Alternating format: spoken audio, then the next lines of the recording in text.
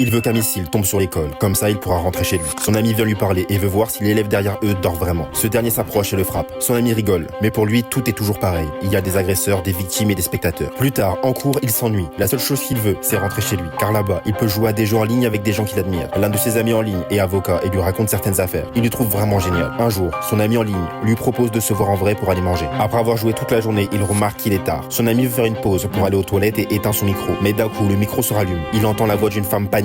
Elle a été kidnappée et lui demande de l'aide. Elle le supplie d'obtenir l'adresse de son ami pour envoyer la police. Puis, le micro s'éteint à nouveau. Sous le choc, il croit à une blague. Son ami revient des toilettes et parle du jeu comme si de rien n'était. Il ne comprend pas et lui demande s'il a une copine. Son ami répond que non. Gêné, il commence à parler d'une fille tout en réfléchissant à ce qu'il vient d'entendre. Mais son ami le trouve étrange. Il trouve une excuse pour faire une pause et éteint son micro. Mais il reste devant son écran. D'un coup, il entend son ami lui demander s'il a entendu quelque chose. Et si c'est pour ça qu'il fait semblant de couper le micro. Son ami éclate de rire et dit que c'était une caméra cachée. Soulagé, il commence à rire à son tour. Il s'apprête à réactiver son micro pour rire de la situation avec son ami. Mais il entend son ami parler à la fille kidnappée et lui demander comment elle a fait pour se libérer. Il ne comprend pas. Il réalise que ce n'était peut-être pas une caméra cachée.